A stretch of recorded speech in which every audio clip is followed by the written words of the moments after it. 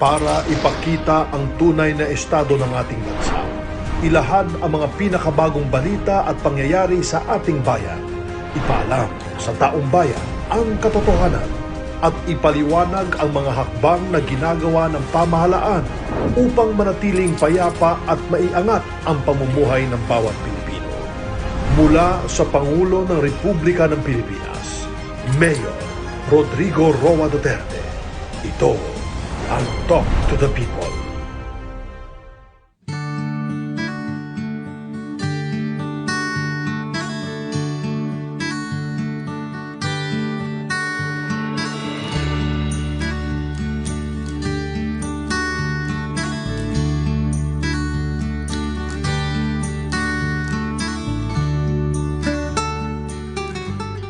Magandang araw po sa lahat ng ating mga kababayan.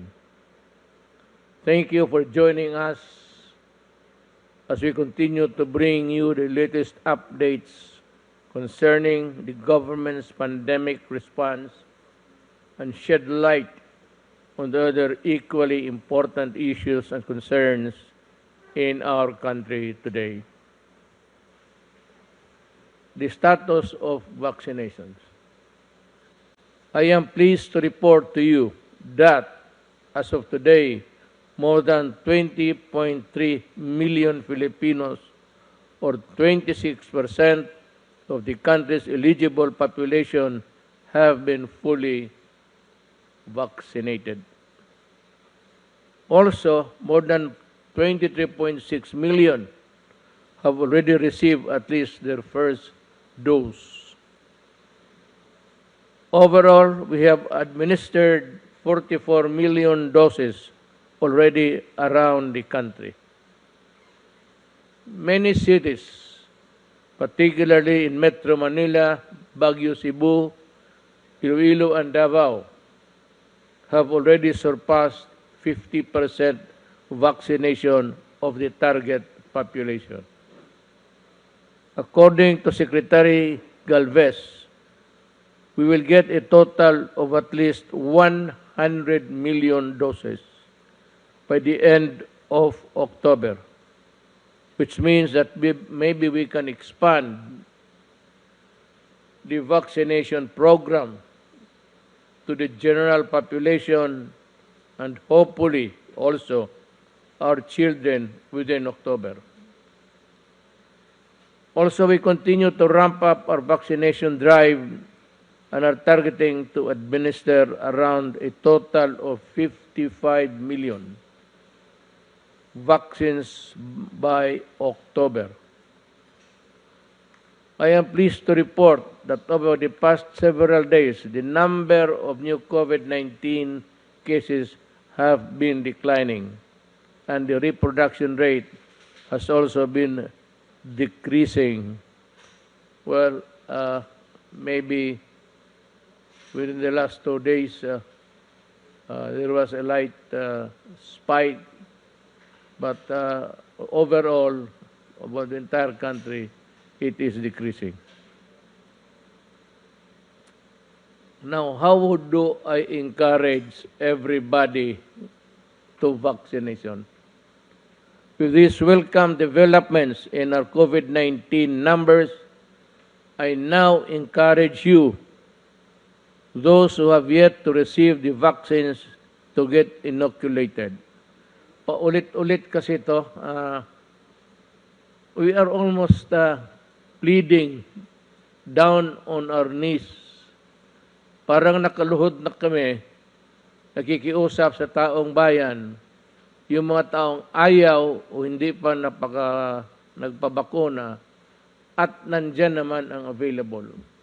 If it is not yet there in your place, hindi pa dumating yung mga supply, well, perfectly understood. Pero yung nandyan na at ayaw ninyo, o talagang may pinag-isipan,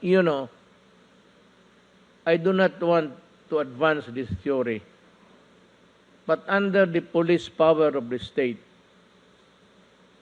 everybody can be compelled to be vaccinated. not because we do not believe in your theory or belief or your religion, but because you are a carrier and a danger to society.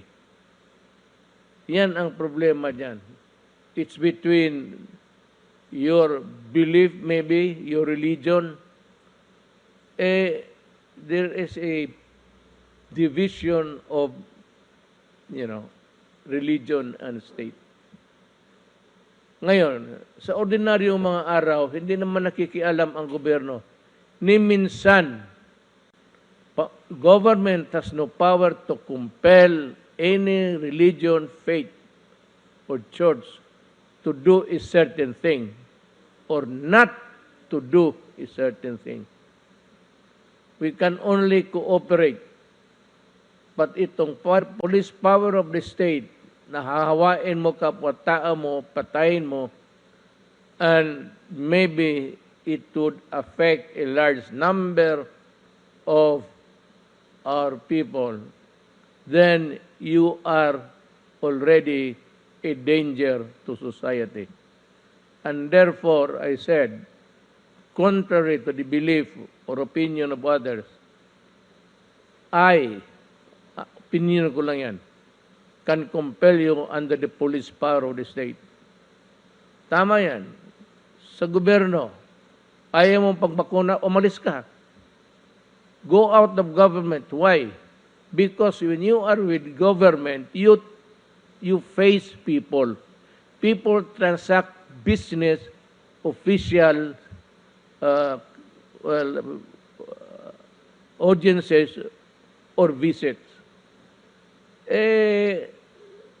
Kung ikaw ang career, sabihin na ang reliyon mo o ang ayaw ng aming paniwala o I just don't believe it. Well, I'm sorry. Yung ganon, it is completely irrelevant to us in government. Mabutit magkaintindihan tayo niyan. Because if everybody does not comply with the vaccines, and we can have a widespread wildfire spread, then the police must go in and intervene in your private life so that you cannot be a danger to society. The 7-day average of new cases decreased by 13%, and we hope that this trend will continue in the days and weeks ahead. Nagdadasal ako. Sana po, I hope God is listening. But I hope He's not busy enough with other things in the universe to just take a look dito sa kung saan tayo nagkaroon. So, paano ko kaya ma-encourage? Paano ko? Hindi naman ito takutan. Government does not instill fear. Government can appeal.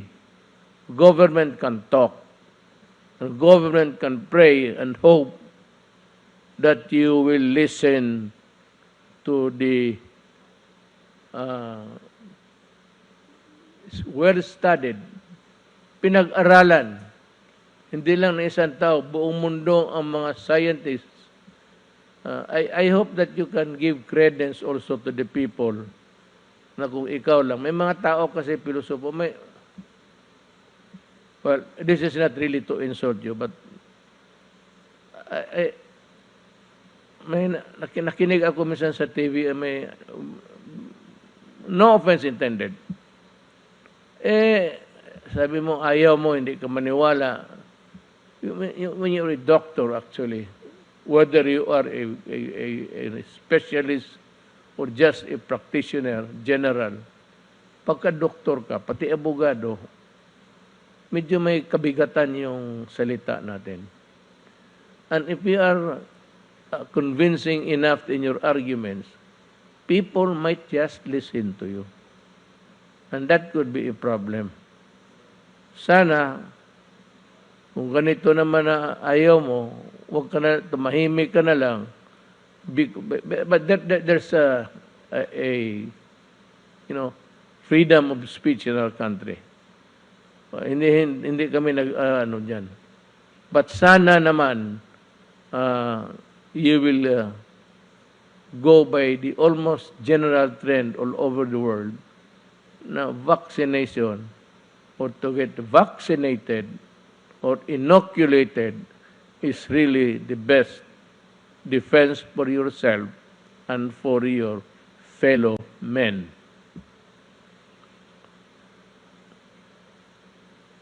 With these welcome developments in our COVID-19 numbers, and now encourage those who have yet to get their vaccines to get inoculated. In our best form of defense against the virus, along with the continued observance of health protocols and guidelines. Based on data gathered by the Philippine FDA, individuals who get infected with COVID-19 more than 14 days after the second dose were only 242 out of 13.8 million who have already been fully vaccinated with vaccine, which is 0.0017. Yung karamihan, well, yung karamihan, pag na-hospital hindi walang vaccines, serious ka agad. You get what? You are in the critical list because well, pagka-critical ka, buksan yung bunganga mo, buksan lahat, then i-intubate ka. Yan ang mahirap yan. Intubation is not it's almost something like a last resort. Ganon ang mangyari sa iyo. So I ask our kababayans to please get vaccinated. When your turn comes, so you can protect yourself and your loved ones, paulit-ulit ito reminder lang ito, binigay sa akin. Pero kita mo paulit-ulit, again and again and again and again, para lang pumasok sa isip ninyo. Pag hindi pa pumasok sa isip ninyo,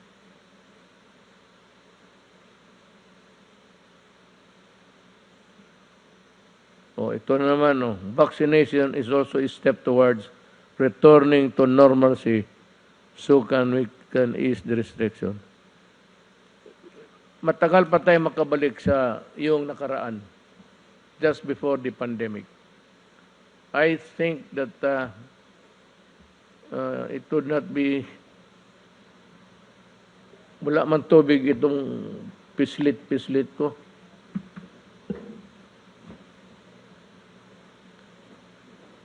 Uhaw siya. Where was I? We would not be able to return to the old norm. Ano pa siguro? 2 to 3 years.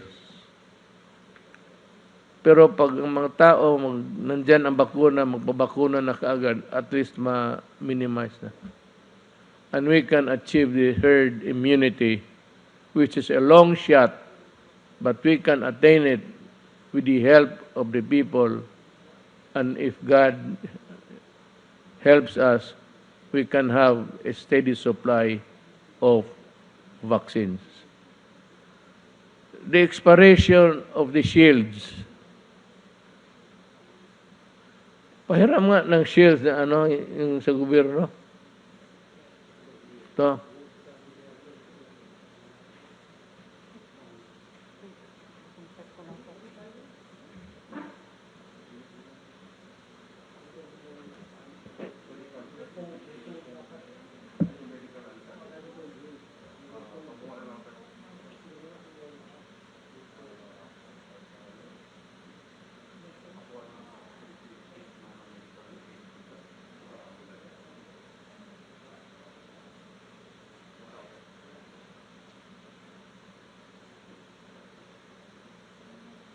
Alam mo, may gamit kami ng plastic sa bahay namin. Hindi naman sa bahay mismo, pero sa grahe. It was plastic. I really do not know where my father got it. But yun ang ginamit niya kasi mahal man plastic na lang. Alam mo, sa totoo lang, hanggang ngayon ang plastic nandiyan pa.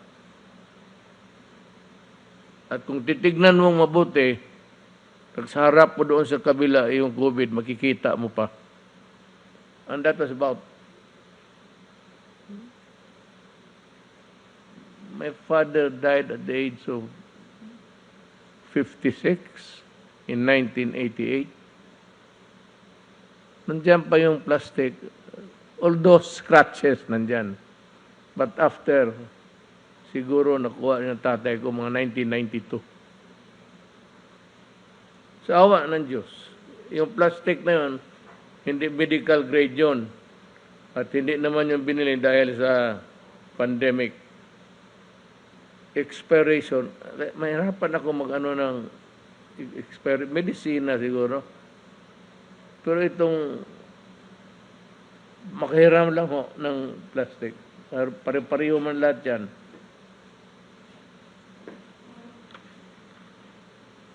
Paano ito mag-expire?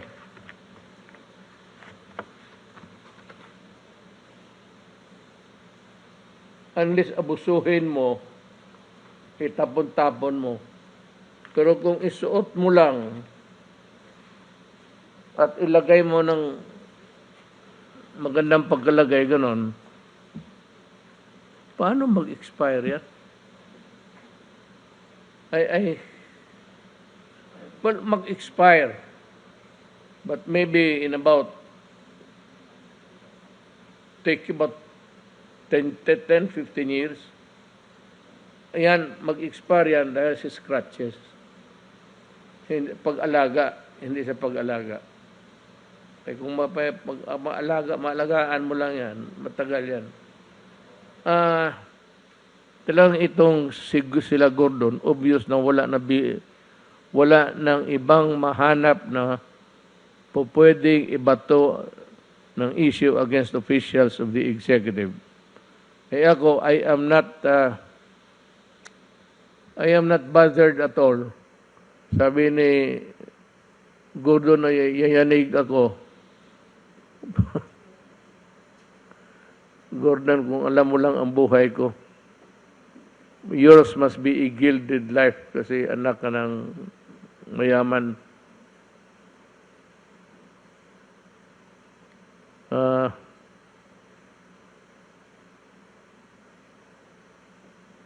Nalilito na nga ang mga senador natin and they're trying their best to confuse everyone even with their witnesses. He cannot differentiate the quality if he allegedly tampered with the certificate of production or the certificate of expiration. Kasi kung mayroong production, there must be also an expiration date. Kagaya ng medisina. But it ain't that way sa plastic. Natotoo lang. Baka ang ginagamit, nagagamit pa si Gordo ng plastic?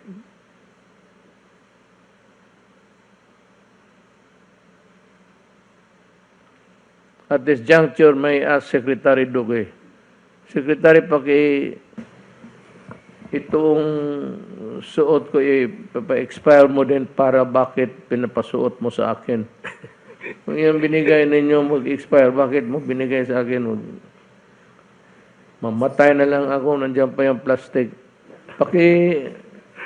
Pakiulit nga sa mga it's a redundant story for you. Well, it's because the senators have a hard time, let me use the best term for that, comprehending all that is about dissolving of Senate hearing. Pakiano, sir. Maraming salamat ho, Mr. President at Senator Bongo, Chair ng Committee on Health at ang ating pong mga kasama, si ES Medialdea at mga kasama ko po sa gabinete at sa ating pong mga kababayan. Magandang gabi po sa inyong lahat. Yung pong face shield na pinag-uusapan po, ito po yung binili ng Department of Health mula po sa PSDBM na sila naman po ang nag-angkat o sila ang bumili mula doon po sa kumpanyang Pharmaly. Yung pong medical grade na face shield, katulad po nito, yung nga lang meron pong foam. May foam dito po sa bandang taas na kapag sinuot po yan, yung foam andito po yan, ano? Yung foam po, yun ang nagiging nagde-deteriorate sa mahabang panahon. It becomes brittle. Brittle and nagiging powder, sir. At saka yung kanyang garter, nagiging brittle din po. At yun po ang tinatawag natin na may shelf life of about 36 months.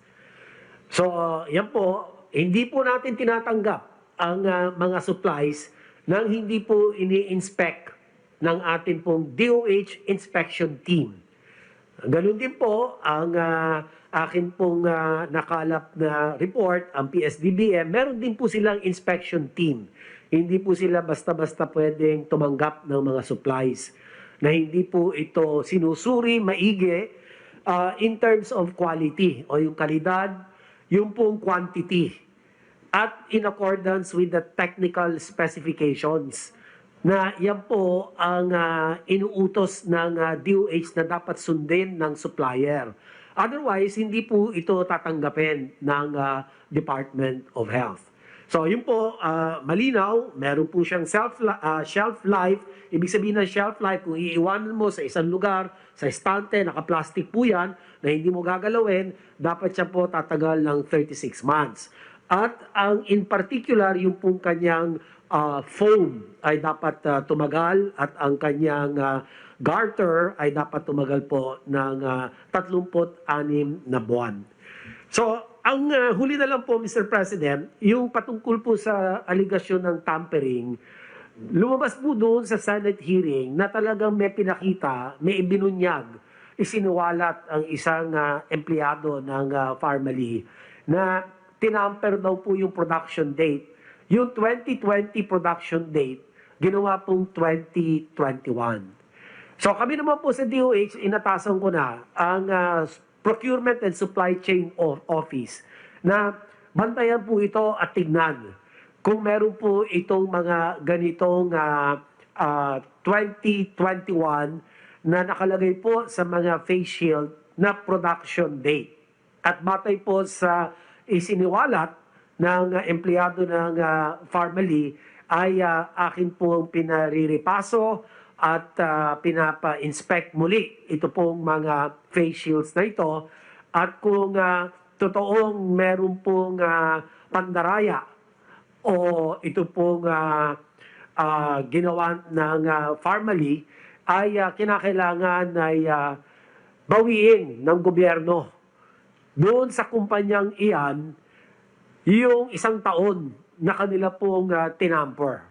Kasi kung halimbawa 36 months, ano po, at tinamper yung production date from 2020 to 2021, so may 1 taon na daya. So kinakailangan yung 1 taon na yon magkaroon ng restitution sa gobyerno, yung halaga ng face shield, Mr. President. So, yan po ang masasabi ko sa ngayon at yan lang po, kung meron pong mga karagdagang katanungan, ay kami po ay sasagot po. Again, I would like to preface my statement with this, that there was, or there is, an existing national emergency. Yan ho ang hindi ninyo kalimutan. And I would like to reiterate that during the congressional hearing this morning, no less than the Government Procurement Policy Board explained that Bayanihan 1 is categorically exempted from the requirements set by the procurement law. Kayong gumawa ng batas na yan, kindly read Bayanihan 1 again. It was clear all along that the procurement of goods under Bayanihan 1 would not require minimum capitalization, net financial contracting capacity, or a single largest completed contract. These are the things that you have been hammering in the Senate hearing. Alam mo, kung ganun lang pala, bakit hindi ninyo nilagay sa batas? Na despite of a pandemic raging, we have to set these conditions to safeguard whatever you want to happen with the supplies and the medical lahat na binili ng gobyerno. Again, if only the members of Blue Ribbon Committee listen to the resource persons and to what has been said many times during the hearing, but they simply think they are infallible, like God. Merong isang tao lang dito sa universe na infallible, ang Diyos. So now you realize that you are not. The acts of desperation and poetic justice. I think it is high time to expose these people in the Senate who try so very hard to personify themselves as incorruptible and clean. Magandang abangan natin lahat ang baka maimbestiga para siya pa ang dapat maimbestigahan. Baka imbestigahan ngayon para siya pa ang makasuhan ng plunder. And I am referring to the so many cases that Gordon has to face. Maybe, I'm sure by this time, marami na nagsulat sa either ombudsman or, alam mo, ganito yan. Itong mga kaso mo, patay na ito. These cases were moribund. Alam mo, wala na, natutulog na ito yung ano mo dito sa yung Subic Bay na 146 million. Ang iyo doon is about 80 something, 83. Attributed to you. So, na-disallow yan. A new appeal, I think it has reached the Supreme Court and the COA was vindicated there. Ngayon, yung bayaran mo dapat disallowance ang tawag niyan kami sa mga gobyerno. Yan ang pagkaalam namin, pagkaalam ko, sa gobyerno man ako nagtatrabaho, ang disallowance is ibalik mo yung pera na hindi sa iyo. Natutulog ito, but sometime in 2016, the demand letter was sent to you to return the money. It has been, ilan?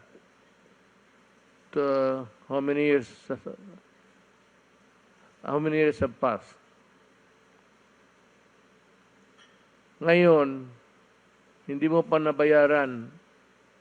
Ang dapat niyan, the case is actually disallowance, ang tawag niyan sa COA.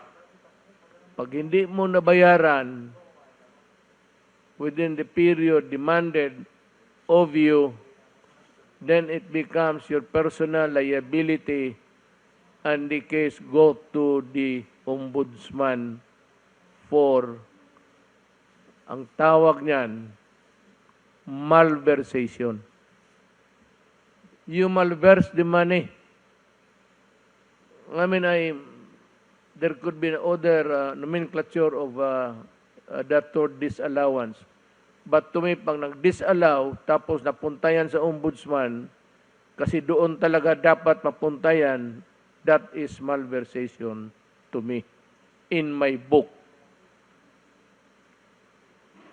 Sila pala ang perfect example if we discuss the difference between a red flag and observation and what has been fully audited and disallowed.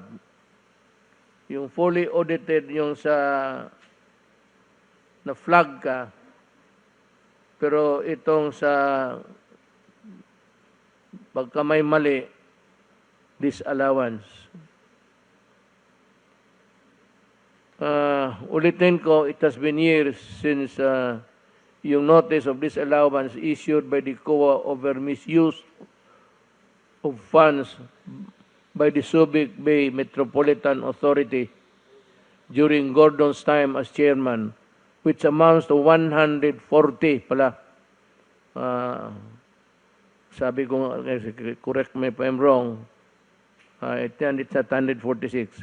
It's 140 million pesos, and up to now, hindi mo pa rin ibinalik yung 86 million pesos of which is attributable to Gordon. So sana yung pera. Mr. Gordon, you are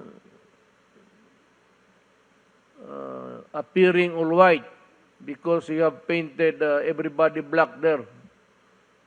So, ikaw na yung lumabas na puti. What now? Please answer me. Anong nangyari dito sa kaso mo? Hindi mo binayaran. It's a malverse money. It's the people's money that you have used. So where is the money? Or what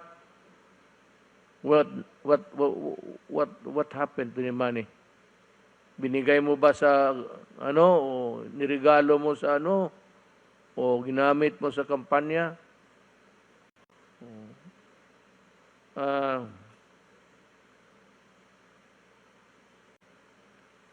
I am now asking the Solicitor General to formally ask COA to act on the disallowance and remind them of their constitutional duty to collect the 140 million pesos as stated in the demand letter of SBMA Chairperson and Administrator Isma, dated August of this year, which was sent via registered mail.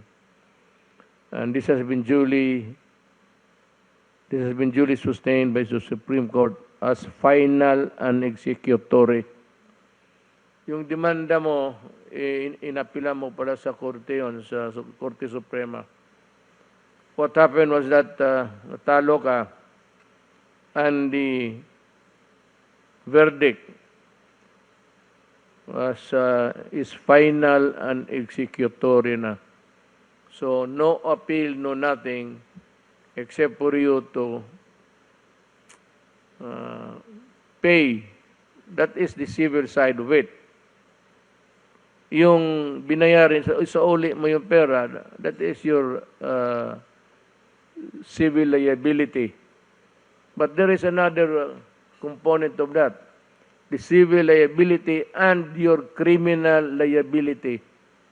Yung criminal liability mo, yung mobilization. Tapos may muka ka pa na magsabi sa tao, gusto mong tumakbo ng anong posisyon na naisip mo, lahat ng ambulansya ng Red Cross, nakaplastada yung muka mo. Ako hindi naman sa Mr. Gordon, you can ask anybody in Davao. Kung mayroon ako niyan, may tao magsabi mayroon ako niyan, mag-resign ako pagka-presidente bukas. Yan ang delikadesa. Mr. Gordon, yan ang classic case of delikadesa.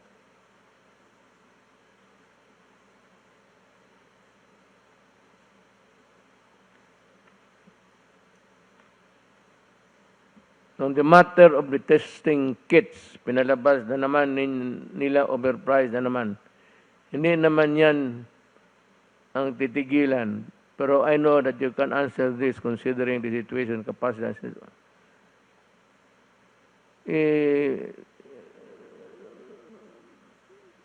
Testing kits. Well, I think the Director General sa FDA can help us solve the problem. Kindly explain sa yung itong testing kits para maintindihan ni Gordon, pati ang taong bayan. Yes, sir. Meron po akong konting papakita ng mga testing kit po natin. Andali lang. Yes, sir. Pina-check po natin yung mga testing kits natin, no, na mga nag-register sa FDA po starting noong March 2020. Yun po kasing una na nag-register. At ito po yung mga kits na mga pinaka-common na binibili po at ginagamit. Ito pong nucleic acid test ng Shanghai Gene Diagnostics. Yun pong shelf life talaga nila dahil nga mga bagong kits ito, 6 months lamang. Yun pong pangalawa, ito po ay galing din pong China, Beijing Applied Biologics, 6 months din po. At yung C-Gene na yung pinakauna po na Korean kit na na-approve sa atin, medyo mahaba-haba po, 8 months yung kanya pong shelf life. Kasi nga po, mga bagong diagnostic kits ito at bago po yung teknolohiya, kaya wala naman po silang experience ng matagal, kaya may ikli po talaga ang shelf life ng kits ng panahon na yon.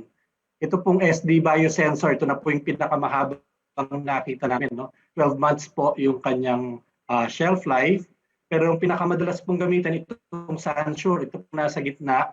Karamihan po ng mga private labs, kahit po yung Philippine Red Cross, yan po ang ginagamit yung Sansure. At ang 6 months din po talaga ang shelf life ng kit na yan. At ito rin po isa sa mga nabili rin po ng DOH, yung A-Star Fortitude. 6 months din po ang ano na yan, ang shelf life talaga ng kit na yan. Ito pong susunod naman po yung primer design, yung GeneSig, mga March din po yan na-register, 6 months din. Ang medyo matagal po yung Gene Expert, pero yung Gene Expert, hindi po yan nagagamit sa iba't ibang mga machine, no? Very particular machine. At saka medyo mas ano po ito, mas lumang technology na ito na inadapt lamang to COVID. Pero kahit na ganun na medyo lumang technology na siya, 12 months din po yung kanyang shelf life. Ang pinakamahaba po dito na nakita rin natin, yung BGI po na madalas din pong gamitin, nabili rin po ng gobyerno yan. Talaga pong 6 months lang din po ang shelf life ng kit na yan. At yung Mirces po na Fortitude, ito October na po, ng bandang end of the year na po ito na-register with a shelf life of 12 months.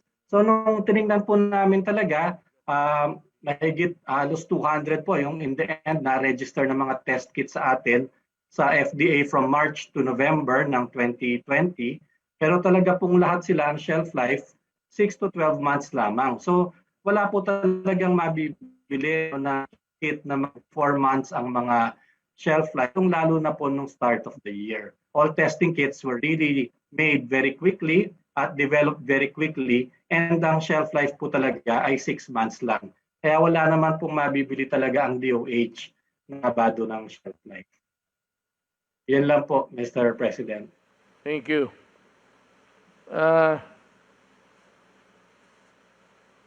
Itong may isa pa akong resource person na gusto kong lumabas. I would like to backtrack. Mag-backtrack na ako.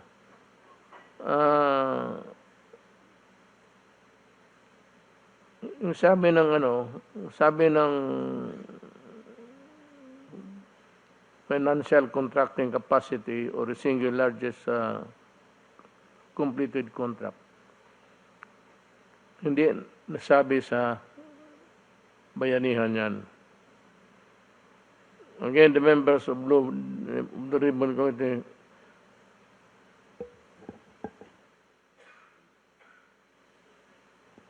COVID na ako.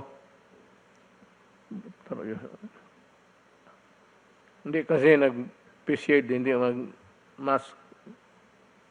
Pati lahat yan sa panel, no? Magka-COVID yan.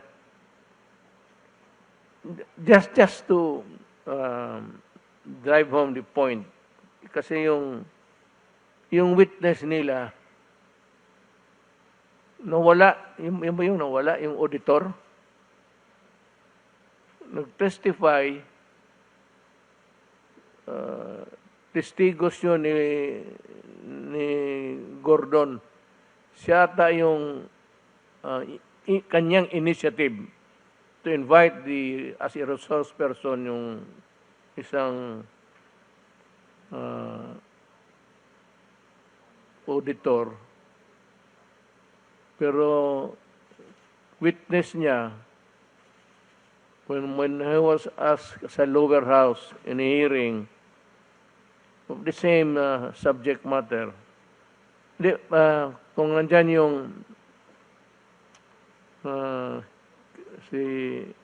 kay Congressman Marcoleta, nandiyan kayo.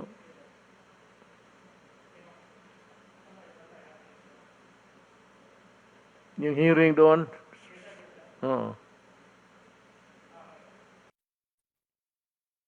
Alam mo ba yung bayanihan 1, Mr. Abrea? Yes, Mr. Chair. Nung ba sa bayanihan 1, nire-require na kailangan yung supplier, tanungin mo kung saan nanggaling ang kanyang pera?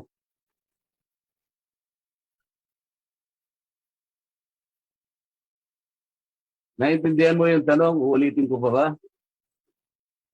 Kung alam mo yung bayanihan 1, nire-require ba ng bayanihan 1 na yung supplier, bago siya makapag-supply, kinakailangan mataas ang kanyang capitalization o kaya kailangan i-prove niya sa'yo kung saan nanggaling ang kanyang capitalization?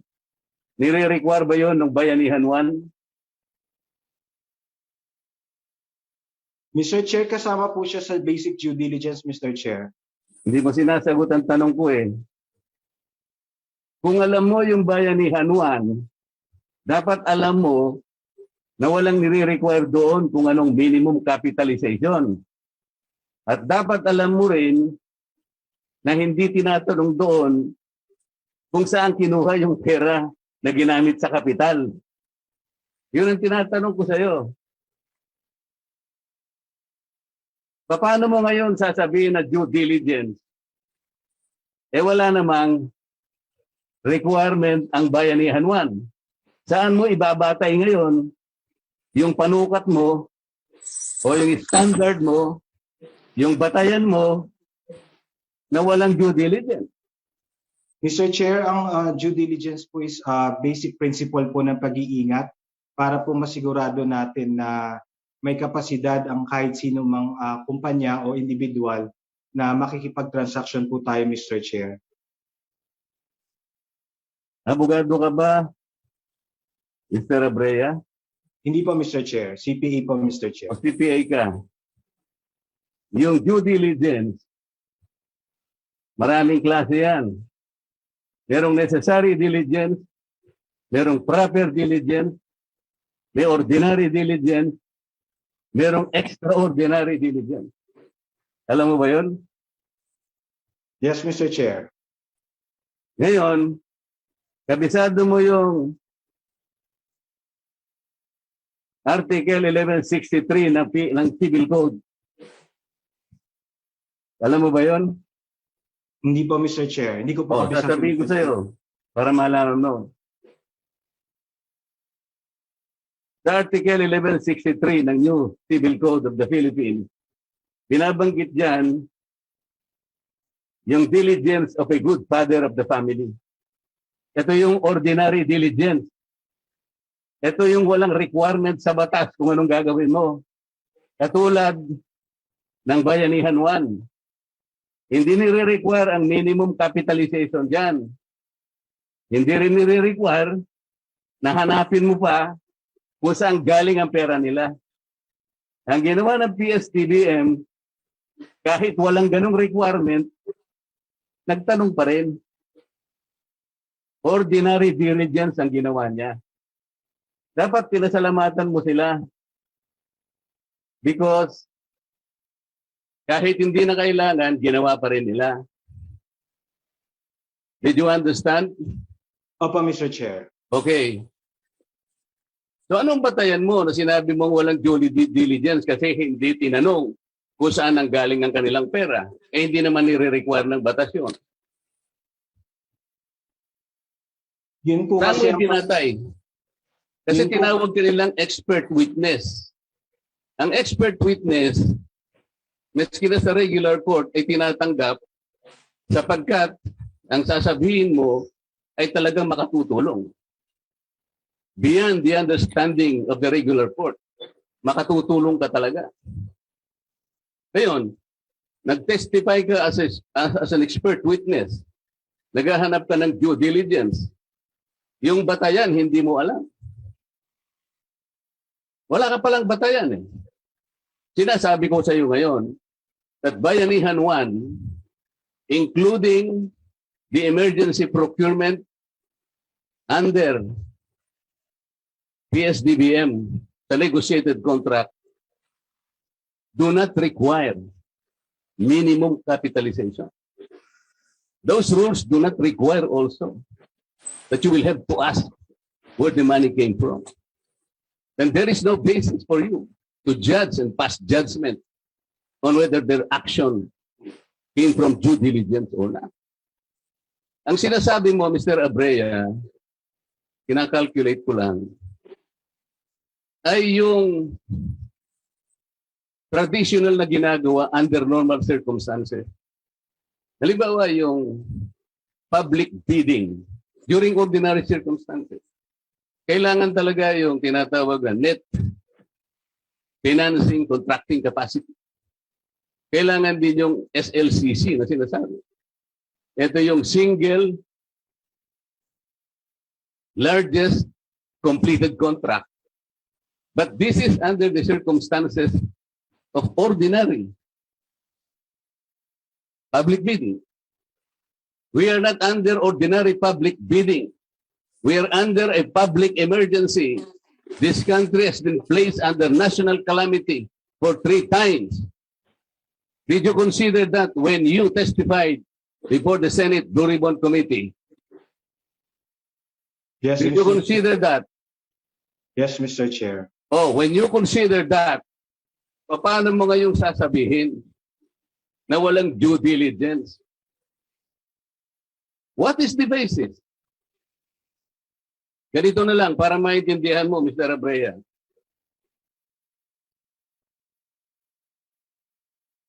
May kaanak ka na may sakit. Palagay na nating medyo delikado ang kanyang kalagayan. Sabi ng doktor sa'yo, Mr. Abrea, gumawa ka na ng paraan. Kailangan mahanap mo itong gamot na ito. Magmadali kayo, oras ang kalaban natin. Inaasahan ko, Mr. Abrea, pupunta ka sa mga pharmaceuticals, sa butika, kung ano man, para mahanap mo yung gamot na sinasabi ng doktor. Tama ba ako? Yes, Mr. Chair. Okay. Meron ngayong 3 butika ang nagsabi sa'yo. Yung isa, 10 piso lang yung gamot. Yung isa naman, 50 pesos. Pero wala silang supply. Yung isa, 1,000 pesos, sila lang merong supply. Anong gagawin mo, Mr. Abrea? Naghahanap ka ng gamot at naghahabol ka ng panahon. Because you are trying to save life. Yung kaanak mo. What will you do? Bibili po ako, Mr. Chair, dun sa may supply, Mr. Chair. Yung 1,000 pesos. Kahit na yung kalaban niya, 10 pesos and 20 pesos lang. Because they don't have the supply at the time you needed most, that particular drug. Tama? Tama po, Mr. Chair. Tama ka talaga. Ngayon, ibig mo ba sabihin, doon sa nagbigay sa iyo ng gamot na yun, 1,000, tatanungin mo ba siya? Teka muna, tingnan ko nga yung capitalization mo kung tunay ka talaga. Tatanong mo ba sa kanya yon?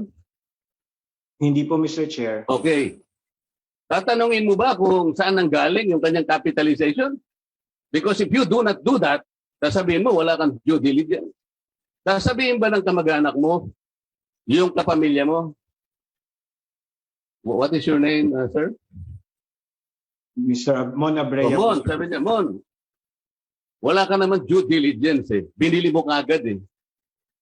Padaskul ka naman. Bakit hindi mo muna tinanong kung yan may capitalization? Bakit yan hindi mo muna tinanong kung saan niya kinuha yung kanyang capitalization? Baka naman kinakailangan i-report mo yan sa AMLA. Baka hindi nagbabayad ng BIR niya. Gagawin mo ba yan, Mr. Abrea? Doon po sa gamot, Mr. Chair, hindi po, Mr. Chair. O tama. Hindi mo naman talaga gagawin. Dahil naghahabol ka ng panahon. Because you need to save life. Halimbawa, Mr. Abrea, yung binilhan mo ng gamot na yon, ay kinuha niya lang doon sa kaibigan niya. Kasalanan ba yun kung halimbawa kumontak siya ng kaibigan niya sapagkat gusto rin niya magbenta. Hindi naman siya yung nag-manufacture nun. Pero kinuha niya sa ibang supplier. Pero yung supply, tama. Yun ang sinabi ng doktor. Mali ba yung ginawa ng supplier, Mr. Abrea? Sa tingin ko po, hindi naman po, Mr. Chair. O yun. Ngayon ko lang tumama, Mr. Abrea. Ang sinasabi natin dito, hindi tama na husgahan mo sa pamamagitan ng financial statement. Titingnan mo ang maraming bagay. Ano bang panahon natin? Di ba peligroso tayo? Di ba tayan ba ako para sabihin walang due diligence? Dahil hindi ba tinanong ng PSDBM kung saan niya kinuha yung pera? Kung nanghiram siya ng pera? Wala ng due diligence? Hindi ba pinag-uusapan natin kung sinong nakapag-deliver? Kagaya nung halimbawa natin, yung nakapag-deliver sa'yo, yung pangatlo, medyo mahal nga lang, pero nagkataon siyang may supply. At nag-aadubuhay yung kamag-anak mo. Kukwestiyonin ba ng pamilya mo sapagkat hindi ka man lang kanya nagtanong. Sino ba yung binilhan mo na yun? Tinanong mo yun kung maraming utang yun. Tinanong mo ba yung kanyang stockholders kung mga may criminal records yung mga yan? Gagawin mo ba yun, Mr. Abrea? Hindi po, Mr. Chair. Salamat po, Mr. Chair. Wala na po kita tanong sa kanya. Well, that completes the story of yung witness nila na hindi na bumalik. Apparently, the witness dovetailed the questions and the answers which Congressman Marcolita wanted to come out from his mouth. Lumabas yung totoo. At baru yung totoo nagsasabi, hindi na wala na. After that, nawala. Hindi na makita.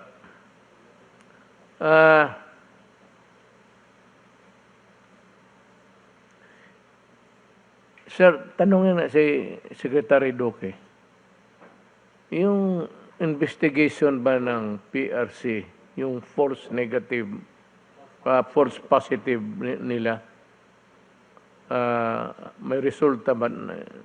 Kasi hindi natin malaman ilan sa nagpa-swab test sa Red Cross na naging false positive, so that we can approximate how many eventually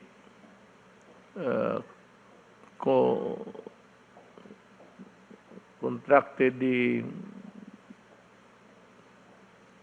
disease because of the false finding. Do you have a copy of this investigation being conducted by the PRC, or were you given at least a rundown of what's happening there? Well, Mr. President, yung pong preliminary report po sa akin ay yung sa PRC Logistics and Training Center sa Subic. Ito po yung sumuri ng mga nasopharyngeal swab. Ito po sa throat at saka sa may ilong. Yung 49 out of 49, lumalabas po na nag-positive. So 100%, lahat. No exception, lahat nag-positive. That was a result that was released on September 3, 2020. So ang ginawa po nung mga nagkaroon ng positive test results sa PRC, sa Logistic and Training Center sa Subic, nagduda po sila. So pumunta ngayon sila sa Medical City Clark Laboratory. At doon po, September 6, nagpaswab ulit sila, nasopharyngeal and oropharyngeal swab. At lumalabas, out of the 49, 5 po ang nag-positive lamang. So 10% lang po compared sa 100% sa kabila.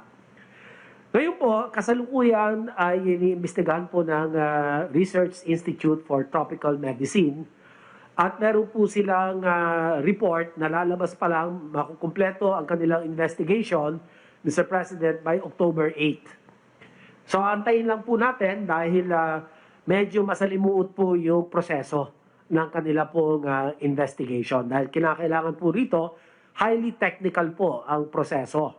At 4 po ang mga hakbang na kanila pong ginagawa. Yung number 1, yung pagriripaso po ng mga laboratory records noong pong mga ginawang testing ng PRC at sinisiguro po nila kung tama yung testing protocol, kung nasunod ho ba talaga yung proseso.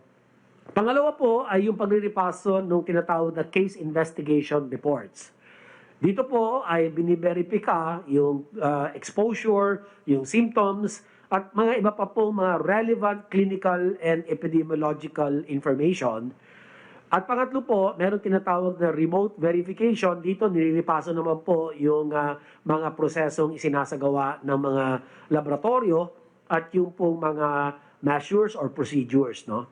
At pang-apat po, pinakahuli yung troubleshooting proficiency test panel to all concerned laboratories. Dito po, bine-verify yung pong kakayanan ng mga laboratorio na talagang tama ang kanila pong pagtukoy noong presensya ng tinatawag na SARS-CoV-2 viral RNA at titignan po nila ng talagang masusing pamamaraan yung detection system na ginagamit po ng laboratory. Dalawa po kasing laboratory pinag-uusapan natin dito, yung PRC po, na kung saan lumabas 100% ng positive yung mga healthcare workers, at yung isa po sa the Medical City Clark, yun din po ay tinitignan ng RITM. So Mr. President, yan lang po ang aking masasabi sa ngayon. Kinakailangan po by October 8, lalabas po ang resulta ng investigation at akin pong ibabahagi sa inyo. Salamat po. Salamat, Secretary Duque. It is good that there is an independent investigating agency para, well, if there's nothing wrong, we can accept that. If there is something wrong, then the chairman of the Red Cross has to answer for it. It's yung supervision mo was not done properly in the absence of a supervised examinations in your agency, that hindi ninyo nagawa yan. I think that Gordon has to answer for that also. Now I want to focus on my attention on what appears to be an intimidation of resource persons during the Blue Ribbon Committee.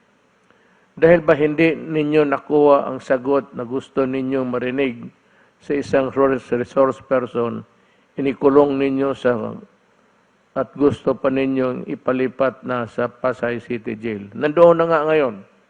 You really had him transferred in the Pasay City Jail. Now, let me just shoot the breeze with you, the senators. Kaya ba kayo nag-iimbestiga to find out the truth? So, because if the truth is already there with you, what's the use of looking for an answer in an investigation? Magtatanong kayo. Kung ayaw ninyo yung sagot, magagalit kayo.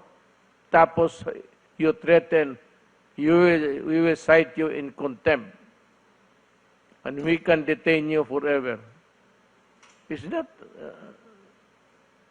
that how a civilized Congress works? Takutan ba ito? Kaya nag-iimbestiga ka kasi gusto mong malaman na yung sagot ng tao hindi sang-ayon sa alam mo na ang totoo. Then do not blame him because that is his truth. You just cannot assume altogether that he is lying. That would be a cockeyed view of what a hearing should be. Kaya ka nag-imbestiga, kumukuha ka ng sagot. Bakit ka makipagdebate at ang sabihin mo nagsisinungaling siya? So therefore, may sariling answer ka na. You have already in yourself the answer because every time the resource person answers and it does not fit the thing or the solution in your mind, you threaten them and actually you did actually detain them in the Pasay City Jail. So, kung may alam ka na, bakit ka makipag-away? Bakit mo pa ipakulong isang tao na alam mo na pala ang sagot? Bakit ka pa mag-imbestiga? If you are trying to ferret out the truth, you wait until everybody has testified. So, dyan mo na makuha ang the whole picture kung ano talaga ang nangyari. You do not do it by a piecemeal hearing. And every time you ask a question and you have a preconceived notion of what is the correct answer, you get mad and threaten them with imprisonment. Akala ba ninyo akala ko ba ayaw ng mga taong Pilipinas ng Marcelo? Tignan mo yung ginagawa ng Senado ngayon. It is just more than a Marcelo. Moti pa Marcelo, dali ka pa doon sa korte ng military, or at least it's a court, before you were held before a military or a civilian, as they wanted it to be at that time. But at least there is a court hearing, and the person accused is afforded the right to be heard. Yan ang importante dyan. So, ang human rights, gusto kong marinig kung ano ninyong sinasabi.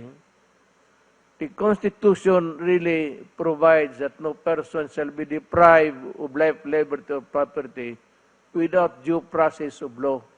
Is there a due process of law if you already have the preconceived answer, and if it does not dovetail your frame of mind, you send him to jail?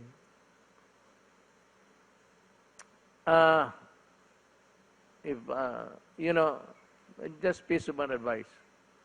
I think sino yung tao na sabi ko nga, durugin na ninyo Yung parmalin, durugin na ninyo. Pero not at the expense of the constitutional rights of whoever is testifying there. Hindi ko nididepensa, nagsasalita na ako bilang abogado kasi nakikita ko dito sa briefer ko, kinulong na ninyo. So what's the use of hearing kung may alam ka na pala na Mr. Gordon, you're a lawyer. Do not try to be a lawyer and not a despot. You are not the king of Congress. Please do it for the sake of you, your family, and for the country. So, bago ako magtapos, marami na akong nadaldal.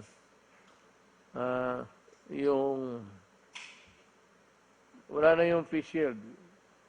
Ito yun. Ito yung face shield ng gobyerno. Ito yung nag-deteriorate. Foam lang to eh. And of course, yung garter. Pero the garter has many, over time, maging maluwang yan. So you transfer there's a button there. Ilipat mo naman dito para higpit uli. Over time, pag maubos itong butas, isang butas na lang naiwan, bumili ka na lang ng garter, talian mo lang at iganon mo sa likod mo, tapos, ito lang ang deteriorate. Because, as I said, this is brittle. Yan ang misteryo ng kung iganon mo yan, yun na yun. Yan ang face mask. Pero nandito yung para sa pawis. Kung wala ka namang foam, pwede ka naman mag-trapo ng panyo mo.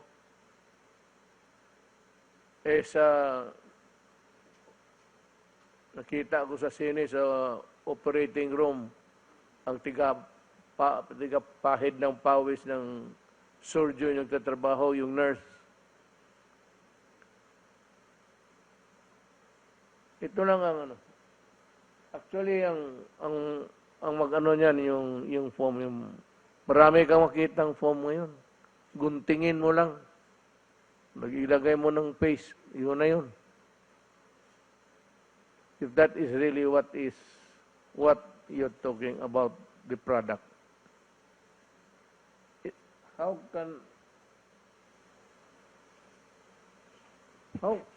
can this thing deteriorate?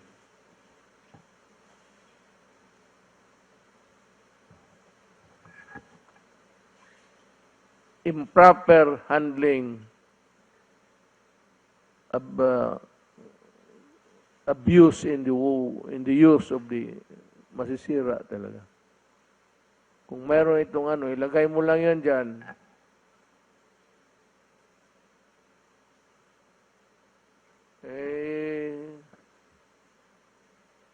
Mask, hugas at iwas.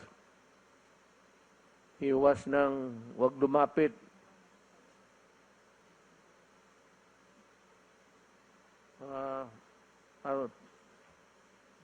Ito pa. Ito para kay Gordon lang rin. May I ask the senators if it is true that the hallmarks, H-I-L-M-A-R-C, may S, is it true that Hillmark is the contractor of the new Senate building being constructed? Is this the same Hillmark contractor that built the Iloilo Convention Center and the Makati City Hall building, two that the Senate also investigated during the last administration?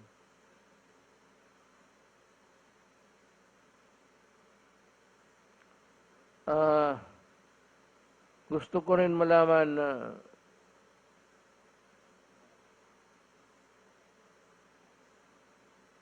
sa iyo, Mr. Gordon, yung dalawang building, paki-report na rin sa tao. The reason why the people are also interested in the investigation, in the audit, is gusto ng tao buksan ninyo ang libro para makita kung saan tumakbo yung pera. Yan ang gusto ng tao. Hindi na masyado sila sa audit-audit. Nakakalito yan sa ordinaryong tao. Kaya ako ngayon, hindi naman ako CPA. Ba't kung sabihin, buksan mo ang libro para malaman ng tao. Maraming salamat, Senyor Gordon. Sunod, let me give you a run. I'll bring you through the people who are here to testify. Si Secretary Doque, Secretary Lorenzana, Secretary Galvez. Then we have Secretary Roque, we have Secretary Nograles, we have Chairman Abalos, Secretary Panelo, then tapos na, nag-testify na si Domingo, Secretary. Ngayon yung iba, si Secretary Medaldia, I think Secretary Dizon will have something to say also. So I will call Secretary Delphine Lorenzana to talk.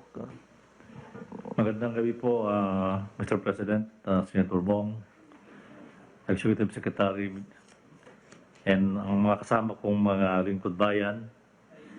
Magandang gabi din po sa inyo. Ito po aking ulat ngayon, Mr. President, ay ang mga ginagawa ng Crisis Action Plan Groups na ating ginawa mga 8 weeks na nakakaraan. Okay, ang community subcluster, Mr. President, ay nakapagpatupad ng alert level system sa NCR at granular lockdown sa 2,221 houses, 8 commercial establishments at paaralan, 27 residential establishment at buildings, 34 streets, 13 villages o subdivisions, 19 blocks at 14 settlements. Nagpatuloy sa pag-hire ng mga contact tracers sa buong bansa na kasalukuyang nasa 127,326 katao. Next slide, please. Napabilis ng pagsasagawa ng contact tracing mula 26,245 noong nakaraang linggo, tumaas sa 29,250. Ang suspect at probable cases ang na-trace, na-assess at na-isolate sa loob ng 24 oras. Samantala, 16,908 naman ang confirmed cases na agarang na-trace at na-isolate para sa kabuuang bilang na 132,358. Napahusay ng ating testing capacity kung saan mula 19,382, 19,382,245 nakaraang linggo ay tumaas sa 19,532,516 ang kabuuang bilang ng mga individual na na-test mula noong nakaraang taon. Next slide please. Nakapagdagdag ng mga COVID-19 dedicated beds para tugunan ang patuloy na pagdami ng mga COVID-19 cases. Sa kasalukuyan, meron ng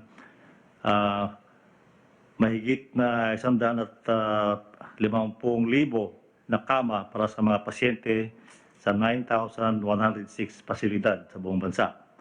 Mula 34% noong nakaraang linggo, bumaba ang occupancy rate sa 32.78%. Nakapagtatag ng COVID Task Force sa 81 provinces, 146 cities at 1,484 municipalities. nakapagtatag ng isolation units sa 81 provinces, 144 cities at 1,451 municipalities. Nakapag-organisa ng mga health information centers sa 78 probinsya, 144 na syudad at 1,463 munisipalidad. Next slide, please. At mahigpit na pinatupad ang minimum public health standards. Sa kabila nito, nakakalungkot na may karagdagang 262,391 na kaso ng paglabag sa linggong ito para sa kabuuang bilang na 2,350,438. 114,247 naman ang mga naharang sa checkpoints para sa kabuuang bilang na 142,991, habang 1,379 ang unauthorized persons outside residence o UPORs para sa 18,136 kabuuang bilang nito. Nagpalabas din ang DSWD ng Memorandum Circular No. 11 ukol sa guidelines on the provision of family food packs in support of affected families due to declaration of granular lockdowns bilang pagkahanda sakaling palawigin pa ang pagdeklara ng granular lockdown. Next slide, please. Ilang magandang balita naman, Mr. President, mula sa ating health facilities subclusters. Bumaba ang ating healthcare utilization rate mula sa 71% noong nakaraang linggo sa 68% ngayong linggo. 1% ang naibaba sa ICU beds at 3% naman sa ward beds. Subalit tumaas ng 1% ang mga nagamit na isolated beds. Nakapagdagdag ng mga licensed hospital beds sa nakalaan para sa COVID-19 mula 38.5% sa 38.57% o napakaliit lang po, 0.07% ngayong linggo increase. Mula 4,349 naging 4,426 ang bilang ng ICU beds. Samantalang mula 21,000 tumaas sa 21,208 ang bilang ng isolation beds at mula naman sa 15,814 ay 16,000 na ngayon ang ward beds. Next slide, please. Napag-alamang 67% o 67% sa ICU at 84% sa mga intubated patient ang hindi pa nabakunahan. Kaya naman patuloy tayong nananawagan sa ating mga kababayan na magpabakuna laban sa COVID-19 upang maiwasan ang pagkakahawa o pagdanas ng malalang sintomas dito sa maaaring humantong sa pagkamatay. Patuloy nating titiyak na may kasapat na healthcare professionals na kumakalinga sa mga COVID-19 patients mula 9,363 o 91.88% ay nasa 9,672 na or 94.84% ang na-hire sa kasalukuyan. Patuloy din nating sinisiguro ang karampatang allowances at incentives nila.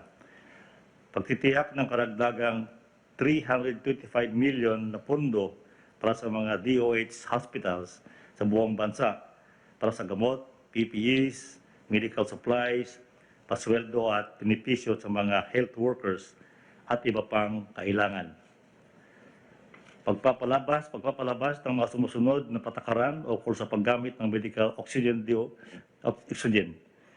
Memorandum Number 2021-0357 on the revised contingency plan to secure enough oxygen supplies in hospitals during a COVID-19 surge. DOH Administrative Order Number 2021-0042 on COVID-19 surge response plan for health facilities. DOH Circular Number 2021-0291 on suggested retail price of medical oxygen products at DTI Memorandum Number 2021-0395 regarding the issuance of a regional IETF resolution on the prioritization of production and distribution of medical-grade oxygen. Nagsagawa rin ng planning workshop noong September 17 ang DTI para maibsan ang kakulangan sa supply ng medical oxygen. Next slide, please.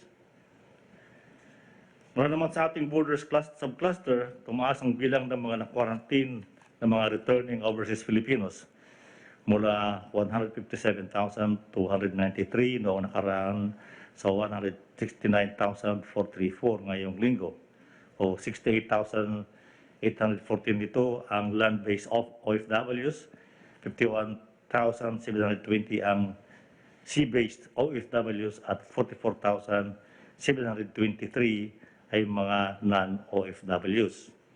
Pinalawig ang implementasyon ng One Health Pass sa mga pasahirong bumabalik sa Pilipinas. Pinaiting ang pagbabakuna sa mga dumarating sa bansa, kung saan mula sa 22,723 ay 61,197 na ang kabuuang bilang na nabakunahan na. Nakapag-assist sa 6,82 nating kababayang nakabalik sa bansa, nalulan ng 26 bayanihan flights. Nakapagdagdag ng quarantine rooms para sa mga balikbayan. Nasa 11,710 na ang kabuuang bilang ng mga ito sa NCR, Clark, Cebu, Davao at Subic Bay, na may occupancy rate na 45.58%. Mayroon ding mga 912 isolated rooms para sa mga balikbayan na may occupancy rate ngayong 70.5%. Tayo ay nakatulong sa mga 12,458 seafarers. Nagpalawig sa balik probinsya at uwian na program kung saan 377,696 ang natulungang makauwi sa kanilang probinsya sa pamamagitan ng mga flights sa NAIA. Samantala mula 301,664 ay tumaas naman sa 303,883 ang naisakay ng libre sa bus sa PITX.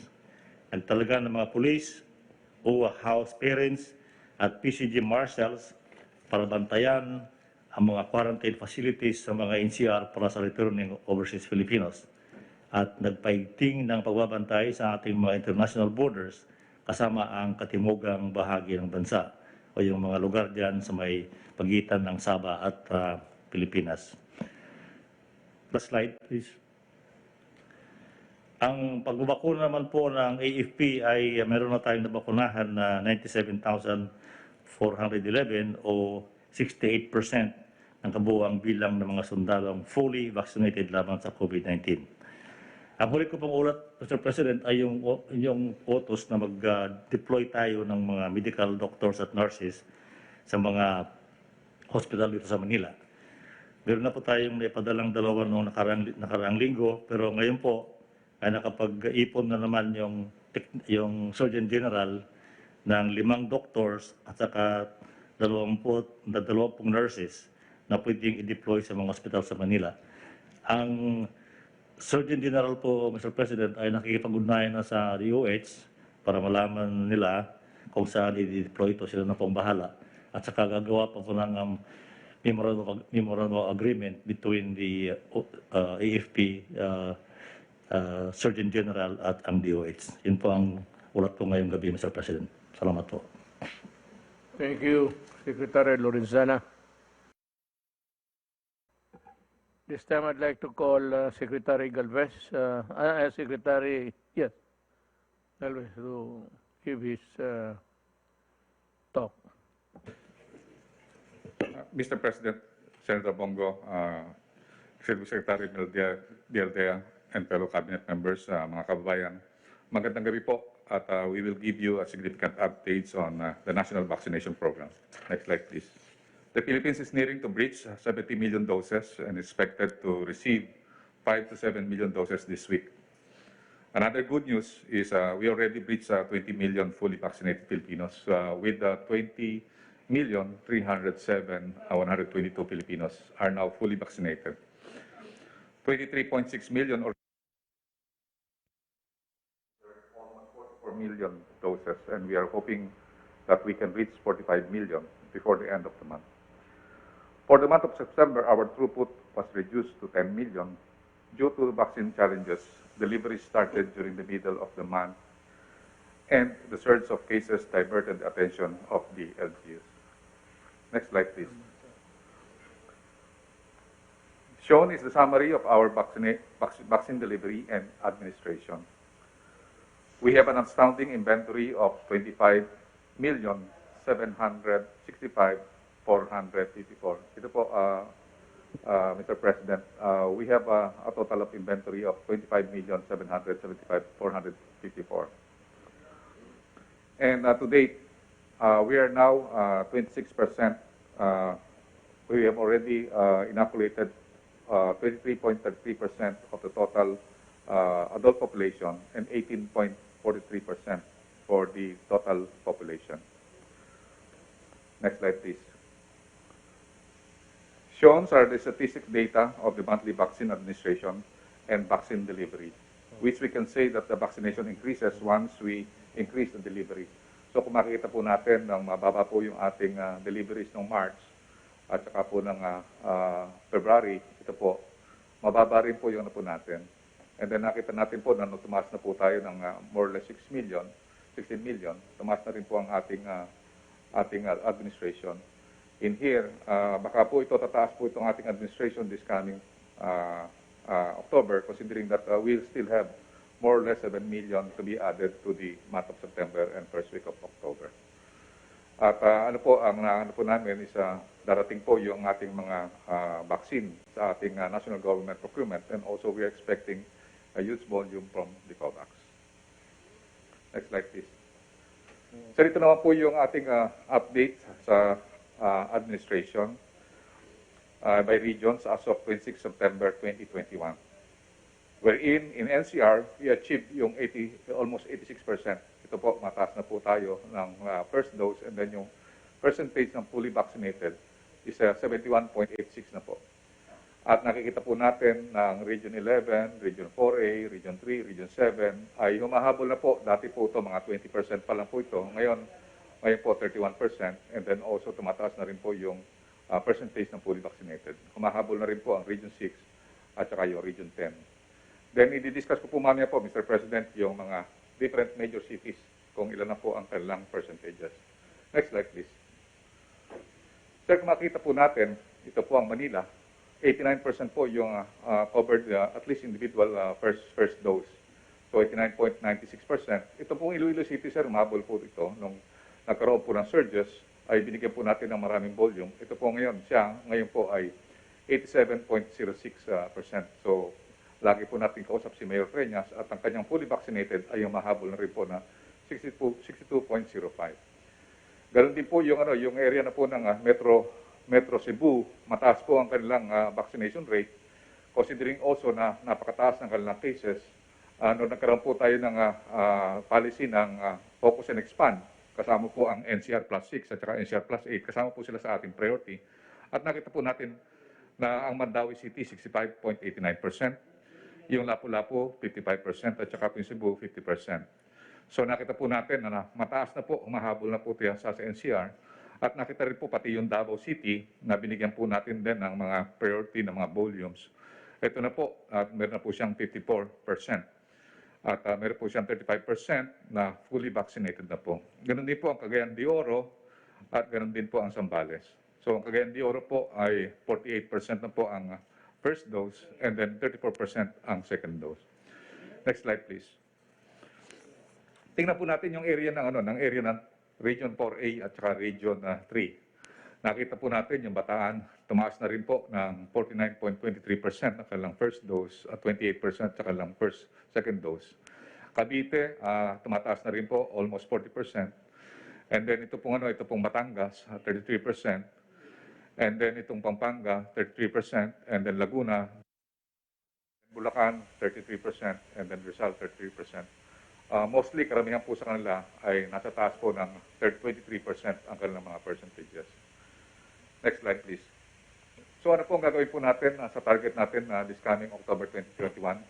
Ito po ang pinaka-target po natin. Now, we will ramp up our deliveries na at least maka-reach po tayo ng 100 million by the end of the month so that we can open up more vaccination for other sectors like the children and the adolescents. And ito po ang ating target na we will administer at least 55 million plus doses.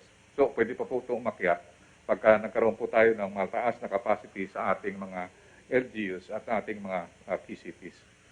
Ang ating din po target is by the end of the month, mag-80% na po na fully vaccinated ang NCR kasi nagsa-second dosing na po sila. Kaya po nila po yun.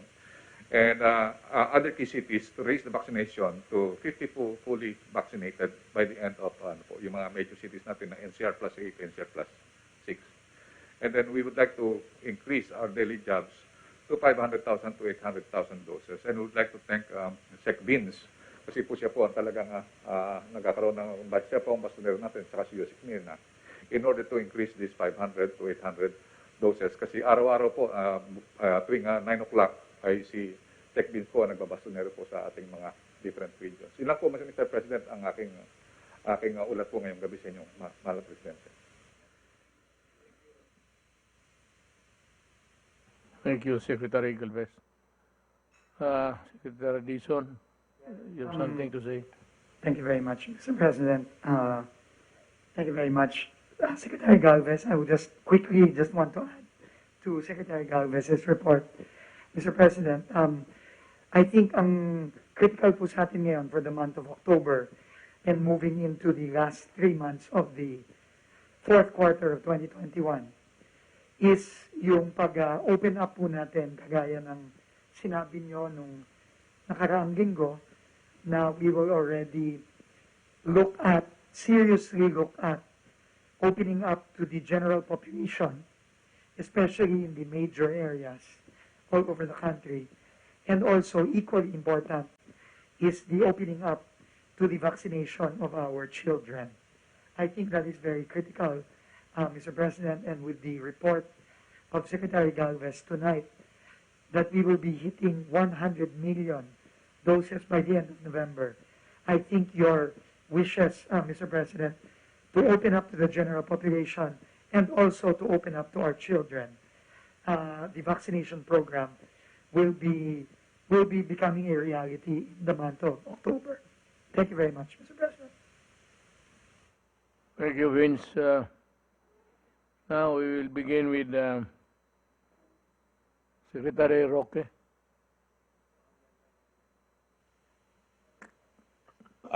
Bago po yung aking prepared na presentation, ay isa-summarize ko lang po uli kung anong nangyayari sa Pharmaly, no? Dahil importante po na maintindihan ng taong bayan kung ano na po ang napatunayan sa Senado. No? Now, unang-una po, meron ba hong overprice? Ang lumabas na ebidensya po galing sa bibig mismo ng chairman ng COA, walang overprice. Dahil malinaw na malinaw po ang bili natin sa PPE na consisting of a 9-piece set at isa lang po doon yung tinatawag na face shield ay 1,716 kung tatanggalin po ang taxes. At ang dating administrasyon ay bumili ng hanggang 3,800 at 6-piece lang po yun. Mas maraming binili natin sa mas mababang presyo. Doon naman po sa face mask, bagamat nag-aagawan po ng mga panahon na yon, napakita po natin na yung halaga ng binili ng face mask ay pasok pa rin po doon sa suggested retail price na umiiral yung mga panahon na yon ng Abril, kung saan simula pa lang po ang pandemya at nag-uunahan ang lahat ng bansa ng daigdig para makakuha ng face mask. Nang wala po silang napruebahan na overprice, pumunta naman sila sa proseso. Ang sabi nila, labag daw sa Government Procurement Act or RA 9184 yung proseso na ginawa ng PSDBM. Tama po yun.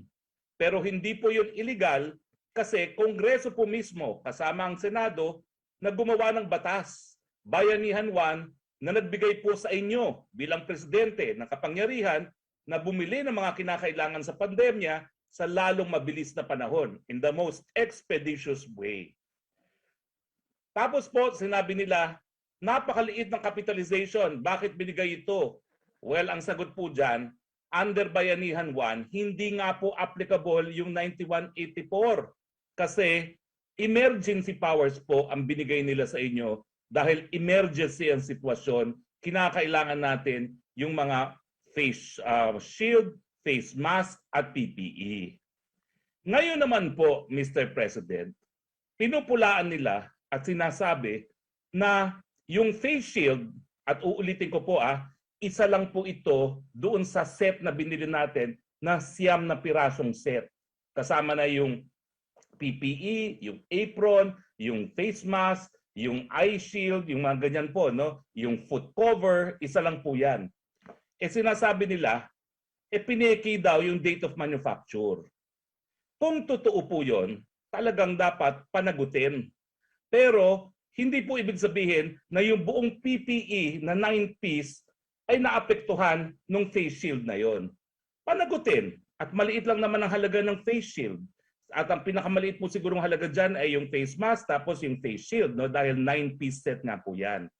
Pero kung ang tanong, nagkaroon ba ang danyos ang Pilipino dahil di umano ay pinalabas na 1 year later na na-produce ang face shield? Ang sagot, wala po. Bakit? Kasi bago po tinanggap ng Department of Health itong mga face shield nito, tinignan po nila, ininspekta, at nakita nila na pursuant sa WHO standard dito dahil yan naman po ang sinusunod ng ating DOH.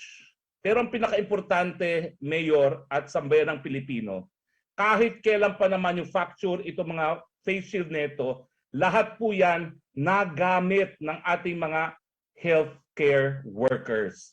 Lahat po ng binili natin doon sa 9-piece set na yan, naging dahilan para masalba ang buhay ng mga medical frontliners. Dahil kung hindi po natin yan binili, mas marami sanang mga health workers na nasawi dahil sa COVID. I dare say, Mayor, even one life saved by the billions of pesos that we spent was well worth it because the Filipino is worth spending for. So malinaw po sa taong bayan, wala pong napatunayan sa Senado. Pero siyempre po, tuloy ang investigasyon dahil nagnanais manalo sa susunod na eleksyon yung kakaunting mga senador ngayon na sumasapi pa sa hearing. Uulitin ko po, in aid of re-election, hindi na po in aid of legislation. Dahil ngayon po, malinaw na. Ano pa ba hong legislation ang nais nilang buuin matapos ang 8 hearing sa Senado? Kung hindi pa po nila nalalaman kung anong dapat na batas na isabatas dahil sa hearing nila, baka naman po may kakulangan na sa pagkakaintindi o malinaw talaga po. Politika lang po ito.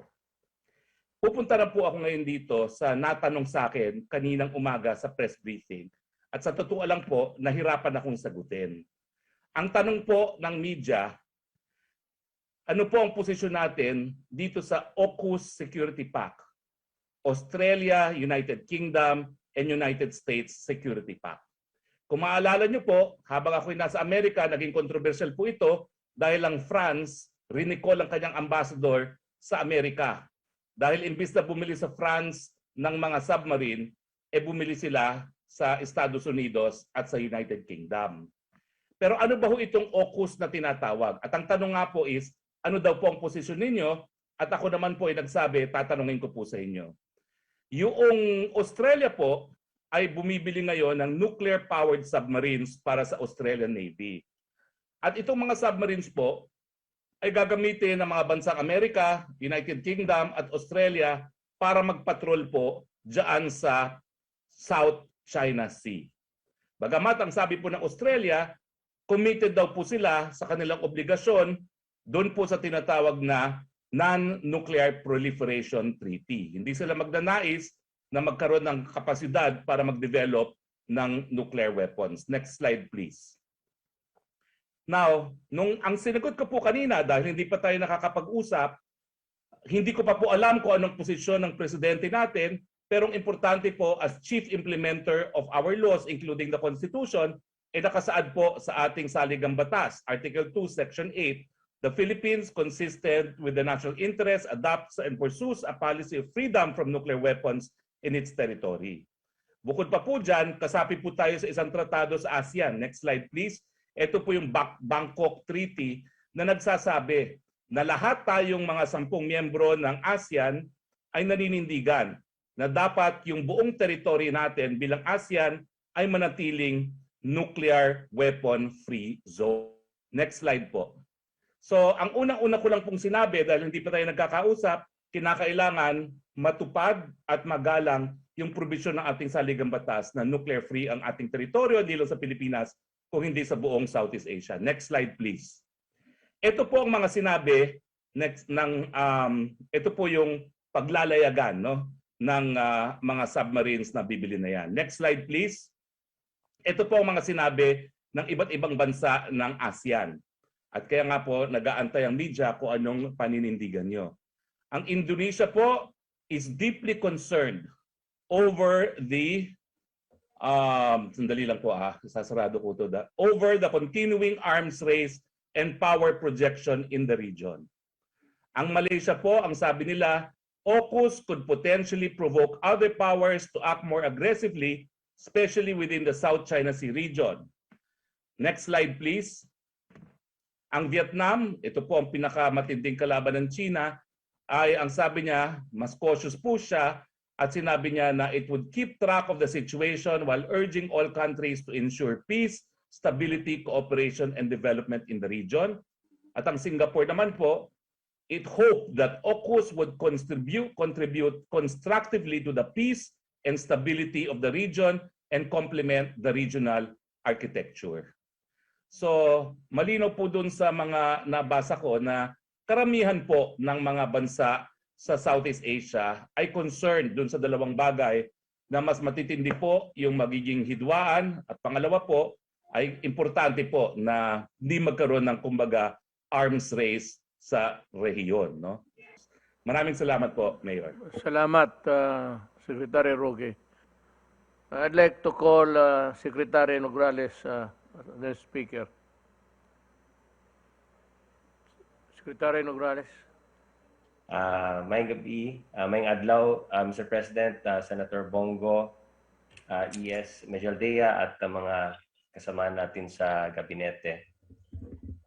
Yung ire-report ko po muli are basically yung accomplishments ng mga opisina under your office, no? So for this purpose, yung Cooperative Development Authority. Kung nandyan po yung slides, if I may request it to be flashed. So yung sa Cooperative Development Authority is one of the offices under the Office of the President. At syempre sa panahon ng pandemya, importante na matulungan ang mga kooperatiba, lalo na yung mga kooperatiba na lubos na naapektuhan dahil sa pandemya. Based on the Constitution, we are also mandated to promote the viability and growth of cooperatives for equity, social justice, sustainable economic development, and to support cooperative development. Tuloy-tuloy po ang trabaho na ginagawa ng inyong Cooperative Development Authority or CDA kahit ongoing po ang pandemic at nagagawa nila ito sa pamamagitan ng mga online platforms. Isa sa ginagawa ng CDA, lalong-lalo na sa panahon ngayon, ay yung Electronic Cooperative Registration Information System or eCoop RIS. Sa pamamagitan ng online platform na ito, ay nakakapag-reserve po ng cooperative name ang mga bagong kooperatiba, na-evaluate at na-approve din po yung application nila for new registration at sa pag-amend ng kanilang papeles and the recognition of their branch or satellite or laboratory. Ito'y alinsunod na rin po sa Ease of Doing Business Law at dahil dito, na-reduce po yung processing time ng lahat ng applications at yung human intervention lalo na. at nakakapag-rehistro po tayo ng mga bagong kooperatiba kahit na nasa kalagitnaan tayo ng pandemic. Yun lang po. Maraming salamat, Mr. President. Thank you, Congressman Nograles. May call on Chairman Abalos. Maraming salamat po, mahal na Pangulo. Magandang gabi po, Senator Bongo, ES Medialdia, sa lahat po ng mga cabinet members, sa ating mga kababayan, magandang gabi po. I-report ko lang po, Mr. President, na halos 3 araw na lang po ang naiiwan bago matapos na po ang pilot, itong alert level at general lockdown sa Kalakang, Maynila. So far, tama po kayo kanina at sama po si Secretary Duque, ang numbers ay napakaganda po in the sense na talagang pababa po. No? Titignan po natin, bago po tayo mag-start ng pilot, ang active cases po noong September 15 sa Kalakang, Maynila. Ito po yung data sa mga mayors na binibigay sa MMDA ay 40,000, Mr. President.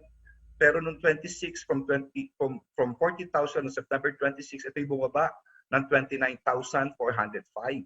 No? At ito din sinusuportahan ng dalawang datos. No?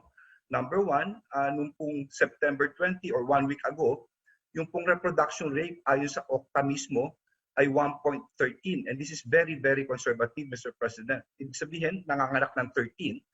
Pero noong September 26, naging 0.98. Ibig sabihin, talagang nagpatuna, bumaba na po. No? At yung pong growth rate noong pong September or bago mag-start ang pilot test, ito po ay 24.33%, sabi ng DOH. No? At nung 1 week ago, ito ay naging 12%. At noong 25, ito ay naging negative 20%. Negative 20 po. No? So kung titignan po natin itong datos, tapos yung pa mga negosyo na nabuksan, yung 4, napakaganda po, napakasigla. Ang ganda na experimentation sa mga restaurant, yung mga vaccinated na pinapapasok. No? Maganda po implementasyon sa mga LGUs, maganda sa mga barberia, sa lahat po. Napakasigla po nitong 4 na binuksan natin. So far, so good po, Mr. President. Although, nagsabi ang Department of Health that for the last several days lang, medyo konti raw ang nagre-report sa bakuna, sa mga testing, no? Sa mga testing daw. So we will just have to fix that, sir. No? At hopefully, we're just praying na sana gumanda para makagraduate naman ng Metro Manila. Doon naman po sa report ni Secretary Galvez, talaga pong good news po yun na ang daming bakunang babaksak, tsaka kay Sec Vince, naghahanda na po ang mga mayors sa pre-registration ng mga bata from 12 to 17. Nakaumang na po para in the event po itong October, kapag sinabi niyo po kanina, ay nakahanda na po kami ng listahan po namin para sa mga estudyante po namin. At bilang panghuli po, Mr. President, bilang chairperson ng Metro Manila Disaster Risk Reduction and Management Council, kagabi po ng 1:12 ng umaga, actually nanonood po ako ng TV, gumalaw yung kama ko eh. Alam ko kung ano nangyari, yung pala may dindol po. No? Wala naman pong damage at walang casualty sa Kalakang, Maynila at intensity 4 po ang naranasan po ng Metro Manila. Yun lang po, Mr. President. Salamat po. Nakakakaligaya yung report mo, Chairman. We go now to Secretary Panelo. Sal. Magandang gabi po, Ginoong Pangulo, Senador Christopher Bongo, Executive Secretary Rodrigo Duterte, ang mga kasama sa kabinete, at mga kababayan. Ginoong Pangulo, nandito po ako ngayon sa Agusan del Sur sa paanyaya ng Department of Health, Drug Abuse Treatment and Rehabilitation Center. Ito po ay pangalawang taon ng kanilang anibersaryo. And I remember, ako po ang nag-inaugurate ng Rehabilitation Center. Sabi nga nila, 5 years ago, the same date, September 27, naririto ako. Ibig sabihin, nagsisimula pa lang po ang inyong Panguluhan nung nagtayo sila ng Rehabilitation Center. At marami na po ang mga naging biktima at mga naging addict ng illegal na droga ang nagamot at na-rehabilitate. At bukas po ang inauguration. And since dumating po kaninang hapon, sa paanyaya naman po ni Congressman Eddie Bong Plaza at ni Governor Santi Plaza, nagpulong po ang 14 na alkalde ng Agusan del Sur kanina. Kasama na po yung mayor, vice mayor, at mga sangguniang bayan, pati na mga barangay kapitan kanina with social distancing of course. Napakalaki po ng auditorium nila rito. At yung po kanilang mga madaliang mga concerns o pangangailangan ay inilahad po nila. Of course, ang number one po nila ay yung bakuna. Sapagkat sangayon sa kanila, yung mga ibang munisipyo nakakatanggap lamang ng 300 na bakuna. Tumataas ang bilang ng kanilang mga may sakit.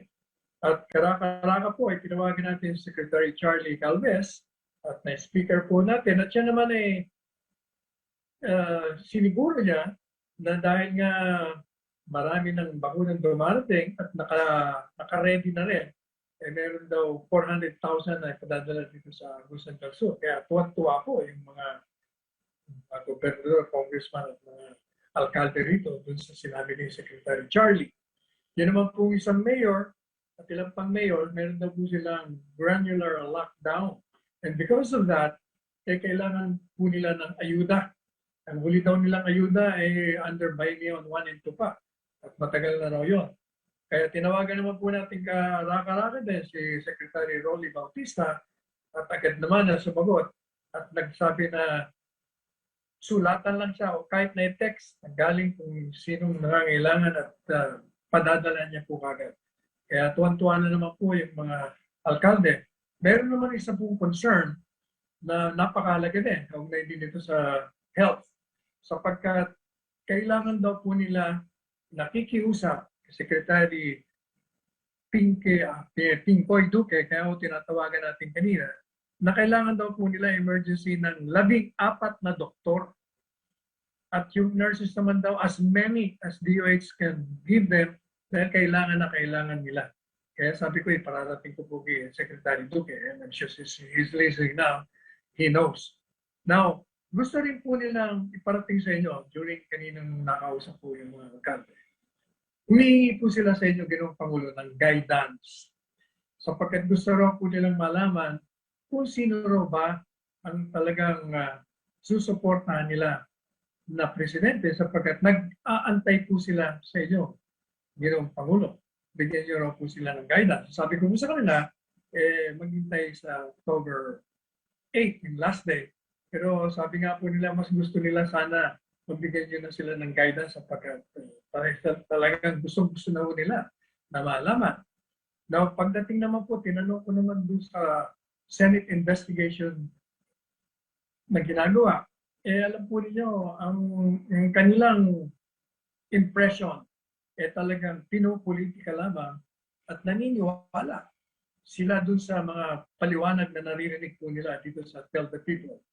At sila rin nga daw nanonood at they're so disappointed doon sa mga dati niyong kaalyado na pinupuri kayo nun, sinusuportahan kayo nun, at dahil lamang ngayon ay malapit na halalan, pinupolitika na kayo. So, yun po ang gusto lang ipaabot sa inyo. Is that all? Okay ka na? Yeah, yun lang po. Yun lang po. Ginagawa. Gusto mo, bumalik tayo kay Gordon. Baka may makita ang Supreme Court na pagkakamali. Talagang marami marami akong nakita as a lawyer. I said I'd like to discuss again the right of a person to incriminate himself. Yung pagsabi hindi naman sa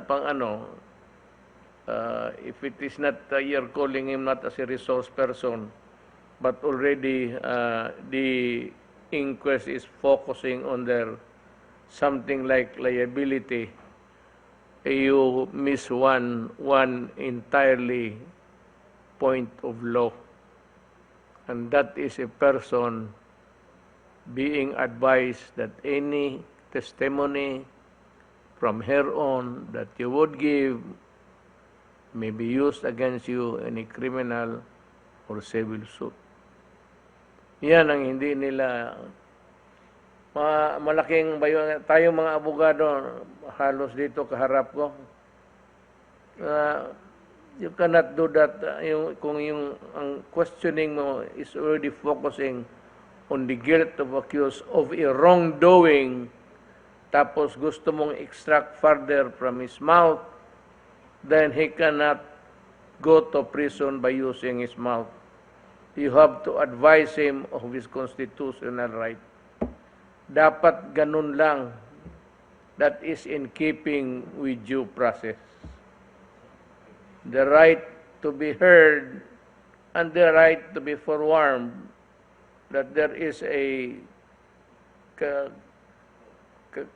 criminal case cropping up by your testimony because ang iyong investigation is not already from using the resource person as an information platform, but already placing him in jeopardy. Yan ang pati ito ito rin si Atty. Topacio, hindi ito susurrender. Dikitan ninyo yung mga kaso ni Gordon hanggang eleksyon, hindi mananalo si Gordon. Sigurado yan. Especially if you can file the proper case on time. Yung ano lang niya, yung final and executory, yung disallowance. Disallowance is, when the notice of disallowance is simply, you return the money. But the other side of the picture is that you have committed, because you malverse the money, you can go to prison. So the other side of that is really malversation. Dikitan ninyo yan at hindi abot ng election time yan si Gordon. And if the entire story is narrated to the people, then I'm sure that mata sa mata. Parang ganun. So, it is not good to be mas maganda mo yung palabas mo sa publiko na tigas ka, marunong ka, and that you are very proficient in the English language. Wala tayong ano dyan, kaduda-duda. At saka yung cutting the testimony when he is already about to explain everything, i-cut mo, then you introduce the theory and just saying, right? Is that right? Is that correct? So you want your theory being dovetailed by the narration of the witness, which is a bad strategy for a lawyer.